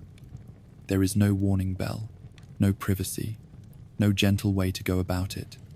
You wake up bleeding, and you do what you must. You reach under the bed and find the bundle, a bundle wrapped in worn linen, folded tight, tied with a bit of twine. Inside it are rags, real rags, torn from old shirts, old shifts. Cloth so used it no longer has a pattern. Some are thin as gauze, some are stiff with past use. You choose the best one and fold it into a pad. You wedge it between your legs and pray it stays put. There are no pins, no straps, no elastic, nothing to hold it there but pressure and hope. The first steps you take are careful. You feel every shift, every warm trickle. You know already that this rag will not be enough. It never is. But you only have so many, and there is no running water. You soak the used ones in a basin near the hearth. You do not ask for help. No one helps with this. You kneel, you scrub, you wring them out with your bare hands and hang them by the fire to dry. You do not flinch at the smell. You know it too well. There is shame in it. Of course there is. The shame is thicker than the blood. Women do not speak of it, not even to each other. You nod. You share looks. You press your lips together when someone winces as they sit. But you do not speak, not aloud. Men act as though it does not exist. They see the blood on your skirts and pretend it is mud. They see your eyes go glassy from cramps and say you are being lazy. They complain when your hands shake at the table. They roll their eyes when you snap at them. You were told once that the bleeding is God's curse, that Eve brought it down on all women when she ate the fruit. You believed that for a while, until you realized how much of this world was made to punish women for simply existing. Some girls do not know what is happening the first time. They cry, they scream, they think they are dying. You did not scream. You sat in silence and felt it soak through your dress and onto the floor. Your mother handed you a rag without a word. That was your lesson. You have tried using moss before, stuffed it into your underclothes. It absorbs, but only for an hour. After that, it turns slick and slippery, worse than nothing. Once, you tried cotton. too soft. It fell apart in your hands. Once, you bled through 3 rags in an afternoon. You walked home with your dress tied around your waist, legs streaked in red, trying to hide behind the trees. There are women who swear by herbal rinses, sage, yarrow, lavender, if they can find it. They brew it strong and pour it between their legs with shaking hands. Some say it helps with the pain. Some say it keeps the blood from coming too heavy. You do not know if it helps, but sometimes you do it anyway, because doing something feels better than doing nothing. Pain comes in waves, not sharp, not sudden, but low, deep, like the grinding of a cartwheel over stone. You feel it in your bones, in your spine, sometimes in your teeth. It makes you slow. It makes you brittle. You snap at people you love. You cry over spilled flour. You laugh when someone falls just to keep from screaming. You do not ask for rest. There is no rest. The cows still need milking. The bread still needs baking. You are expected to work through it, smile through it, bleed through it, and do not leave a stain where anyone can see. You keep extra skirts in the corner. For emergencies, you learn how to sit on your heel to shift the flow. You learn how to scrub blood from linen before it sets. Cold water first, then ash, then a prayer. Some women free bleed. They cannot afford rags. They do not have time to wash them. They bleed into their shifts, into their aprons, into the ground. They smell strong. They move carefully. You respect them. You pity them. You are afraid to become them. Pregnancy delays the bleeding. That is the only reprieve, and even that comes with its own suffering. Some women have 10 children just to avoid the monthly curse. Others never bleed again. Their bodies give up or give out. There are stories of men leaving their wives for being unclean, for staining the sheets, for bleeding too loud, for showing their pain in public. There are stories of girls locked in barns until it passes, of witches accused for bleeding too much, or not enough. The old woman down the road says a hot stone on the belly will stop the pain. She heats one in the fire and wraps it in cloth. It burns, but you try it. You lie flat on your back and hold it there until your skin sizzles. It helps a little, or maybe you just tell yourself that. You do not know what other women in other places do. You imagine silk rags. You imagine scented oils. You imagine baths and soft hands and understanding voices.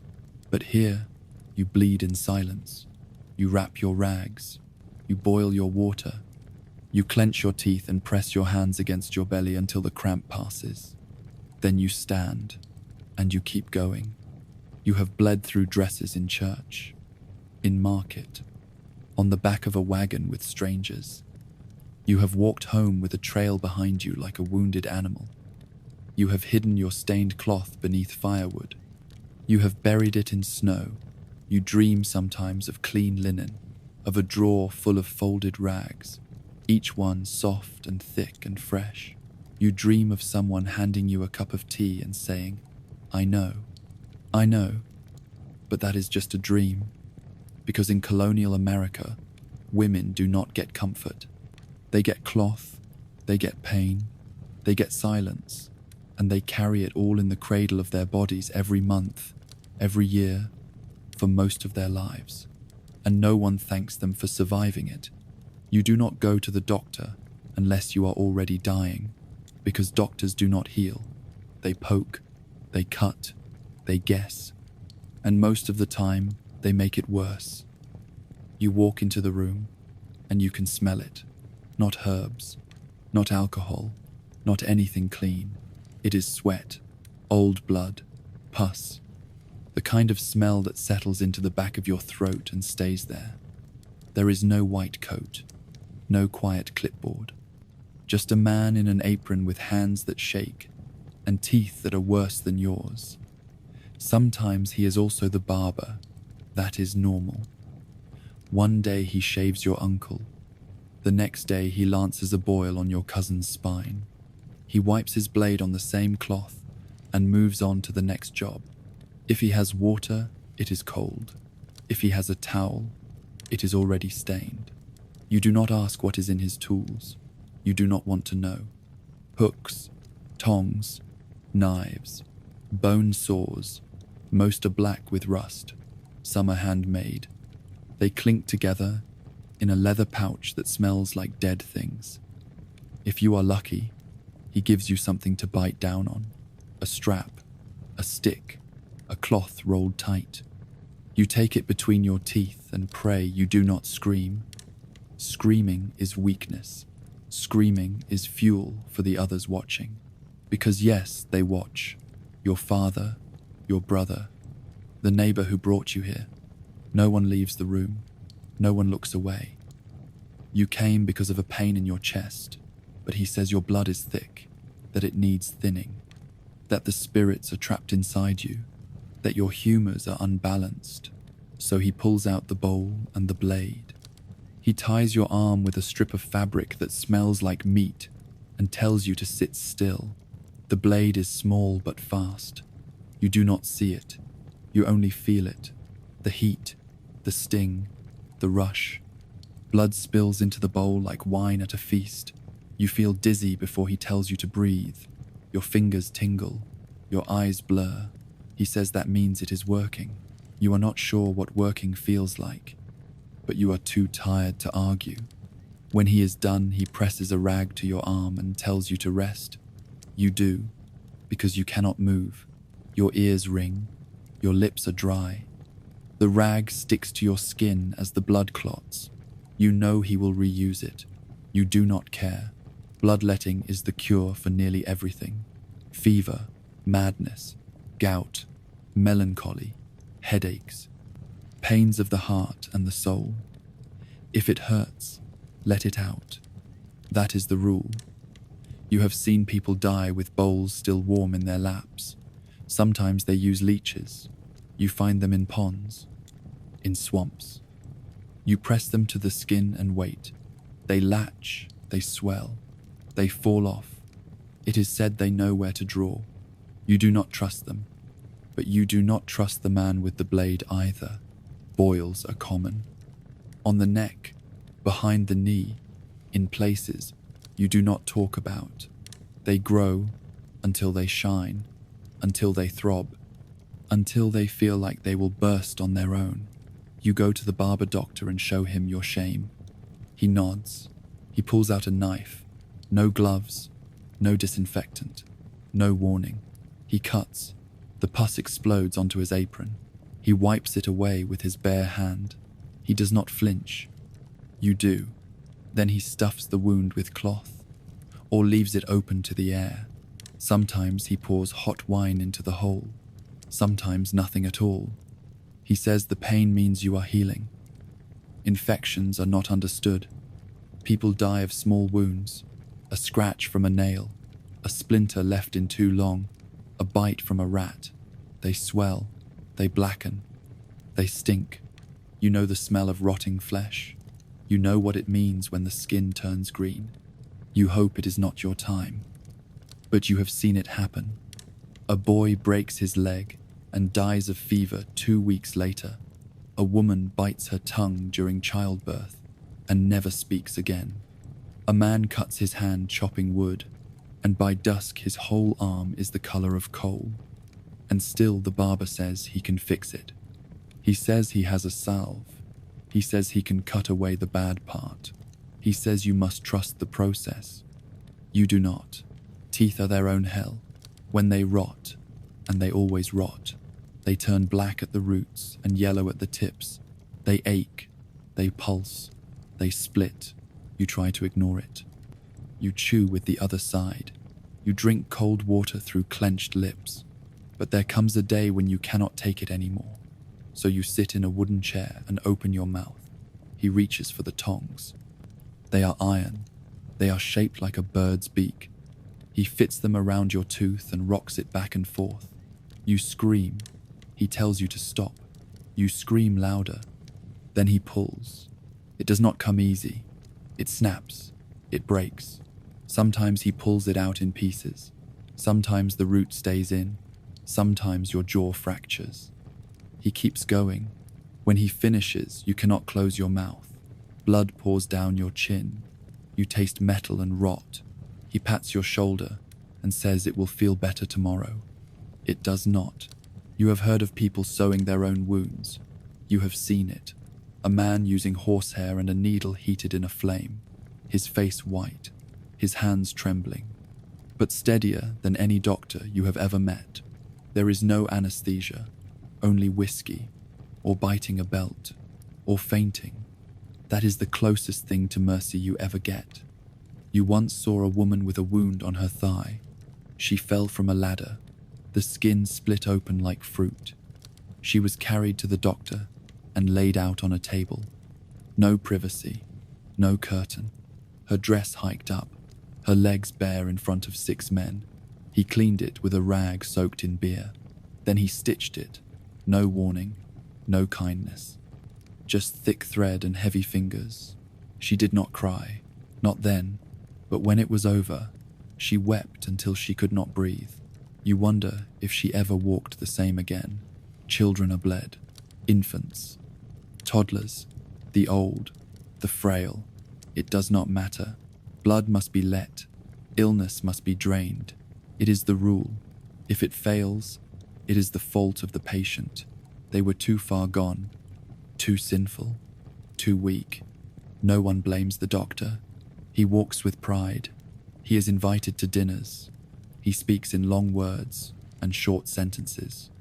He smells of smoke and salt and death, but he holds your life in his hands. So when the fever comes, when your skin turns hot and your tongue swells, when your chest feels like it is being crushed, you send for him anyway, because what else can you do? You lie back, you close your eyes, you feel the blade touch your skin, and you pray, not for healing, just for something less than agony. You wake before dawn and already the air is thick. It is not the cold bite of winter nor the sweet promise of spring. It is something worse. It is the smell of death rising from every alley and doorway. It is the rot of bodies left in the streets. It is the promise that you may not survive another sunrise. The city is full of whispers. Smallpox has arrived by sea. Yellow fever rides on the backs of mosquitoes in the docks.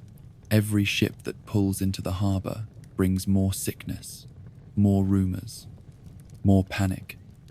By midday, the sun is already high and hot, baking the stones and turning every puddle into a brew. You walk through the marketplace and see bellies bloated by fever. You hear coughing that rattles through the lungs and makes people clutch their chests. You smell the sweat of so many bodies pressed together and the faint stink of vomit clinging to torn clothing. They say that smallpox shows itself first as a fever and aches, then the rash appears. Spots on your skin like the marks of God's anger. They fill with pus. They burst in your sleep. You wake with blood and scabs on your sheets. They say you can survive if you keep your wounds clean. They say you must isolate yourself. They say that compassion is a luxury. They say that the only thing to do is pray and hope. You try to help your neighbor's child when the fever hits him. You bring water and calamus root tea. You hold a cloth to his forehead. His body twitches under your hand. His eyes roll back. You wonder if he will remember your kindness or if he will only remember the pain. In the streets you see houses boarded up, doors nailed shut, flags hung from windows. A red cross painted on the wall means the plague is inside. No one enters, no one leaves. The family waits for either recovery or burial, whichever comes first. Burials are too many for the churchyard. They dig mass graves outside the city walls. You see men cart bodies on flatbeds. They cover them with straw to mask the smell. They bury them without ceremony. No priest, no prayers. Only dirt and haste, and the sound of shovels. Sometimes the graves collapse. Sometimes the stench rises again. Then they cover the bodies with lime. They say it helps. You hope it does. Yellow fever arrives like a storm. It begins with chills, then a fever so high it burns your blood. Your eyes turn yellow, your skin turns yellow, your urine dark like ink. They called it black vomit because you throw up blood. You know the name. You hear it every day. Doctors pack you in blankets. They wrap you in hot cloths. They bleed you again. They feed you broth made from boiled chicken. They hope you sweat out the poison. They hope the breaking point of fever will cleanse you. But sometimes the fever cracks your mind first. You see visions. You speak to people who have already died. You reach for the sky and laugh at the sun. Then you collapse. Your body shudders and you drown in your own sweat. Families watch from windows. They shout prayers. They step back when you cough. They clutch their children. They whisper that the end is near. In the alleys, the dead pile up. Rats move among them. Cockroaches feast. The city refuses to smell itself. It refuses to reckon with the tide of sickness flooding every house. Instead, it goes on. The bells toll for the dying and the dead. The bells toll for the lost and forgotten. The bells toll for those who pray for deliverance but know nothing will come. Your laundry machine would thrill you. Instead, you beat your clothes on rocks by the river. You haul them home dripping and muddy. You hang them across lines and hope the wind and sun will freshen them. You dust them with flour or herbs. You patch the holes. You wear them until they shred. Then you turn them into rags. Then you patch those rags. Then you pray for rain so the mud will wash out. Then you pray for sun so the damp will evaporate. You watch your socks stiffen in the freeze and rot in the heat. You carry extra layers because you never know when you will see water again. You laugh at deodorant. In colonial America, you would smell like smoke, sweat, and stench, and you would not know the difference. Lice would nest in your hair no matter how much powder you use. Fleas would bite your ankles through your stockings. Bedbugs would feast on your skin through quilts and linen. You would sleep on boards or straw and never feel safe. You would dream of bites and wake to welts. You would itch until you bleed. You would scratch at the skin behind your knee until it scabs. You would find a bedbug in your hair after you wash. You would tear out handfuls of newborn calves' hair and call it better than nothing. You scoff at running water. You would juggle buckets. You would dig wells and fill barrels. You would carve gutters of clay to ferry rain from roofs. You would sip from the same cup as your family and pray no one is ill. You would drown fruit in vinegar to cleanse it. You would fight for a sip of water when the well is frozen. You would melt snow in pots on the hearth and drink it lukewarm. You would boil it for tea and not joke about gravity. You would add cinnamon to mask the stink of a stagnant barrel. You would hide the taste of ash and algae. You sneer at bottled water. In colonial towns, you would fetch water from a river that also carries waste from homes upstream. You would dip for fish and drink for thirst. You would tumble down stone steps into the same current you wash in. You would filter it through cloth. Then you would pray. You would pray none of the typhus or cholera has survived the sun. You would guess it did. Your modern toothbrush is a marvel. In colonial America, you would dip a rag in soot or powdered charcoal and scrub your teeth until they bleed. You would rinse with rum or cider to quiet the pain. You would swallow grit and blood. You would spit behind the barn and curse the world. You would lose teeth and trade them for copper coins. You would suck clove oil on your gums, hoping the ache will pass. You would avoid smiling. You would hold a hand to your mouth when you speak. You would ask the preacher for a blessing because you fear the rot will spread beneath your tongue. Your shampoo smells of lilies. You would shampoo with ashes. You would gather wood ashes from the hearth and mix them with water. You would scrub your hair and watch the grime run down your neck. You would smell like burnt toast and smoke.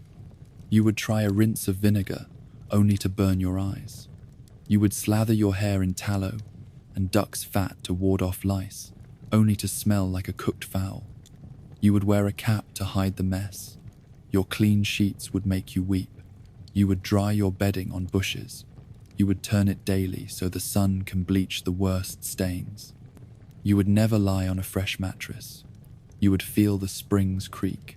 You would smell the sweat of strangers. You would dream of silk and velvet. Then you would wake to burlap and straw.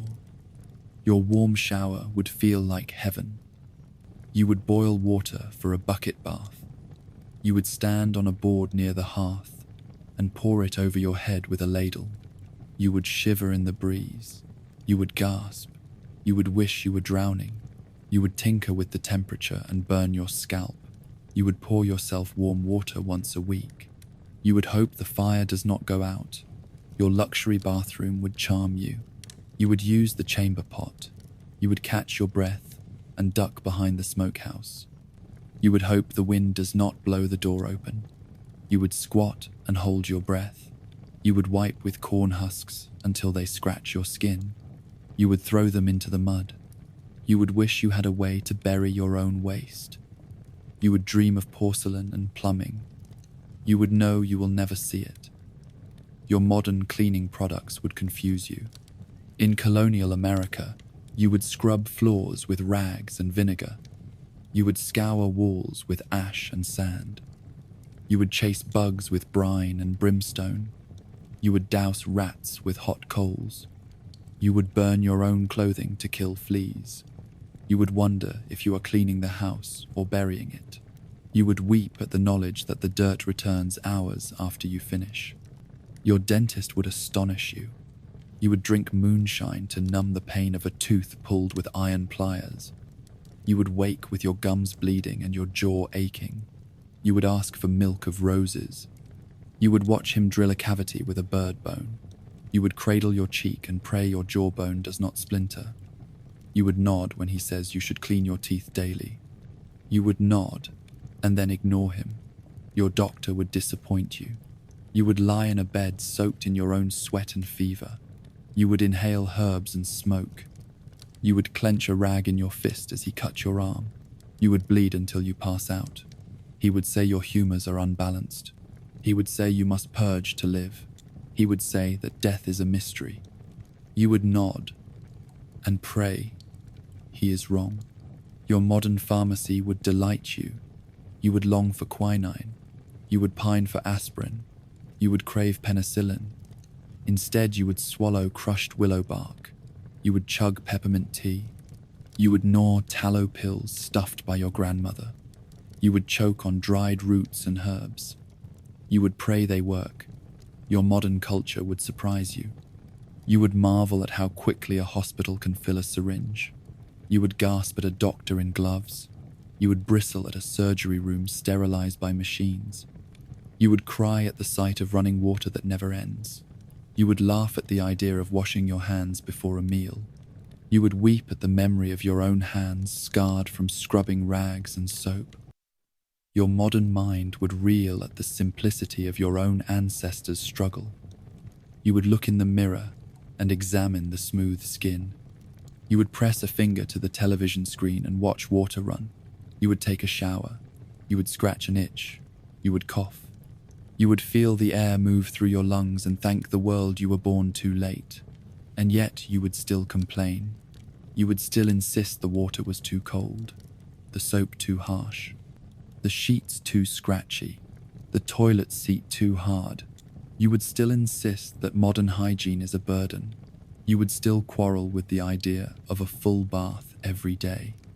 You would still refuse to use a chamber pot for emergencies. You would still sniff at the idea of scrubbing floors by hand, because you have forgotten the grinding terror of a world where cleanliness is daily torture. You have forgotten the shudder of cold water on cracked skin. You have forgotten the taste of ash and blood. You have forgotten the damp chill of unwashed clothes. You have forgotten the constant fear of infection. You have forgotten the shame of your own body. You are safe now. But colonial hygiene waits. It lurks in the pages of history. It waits on the edges of your comfort. It reminds you that cleanliness is not guaranteed, that hygiene is not a right, that you would not last a day in its world. And if you forget, it will find you again, in a drop of water, in a patch of bondage rag, in a sneeze on a crowded street, in a fever that steals your breath, because in that world, soap stings, water freezes, cleanliness is a fantasy, and survival is the only standard that matters.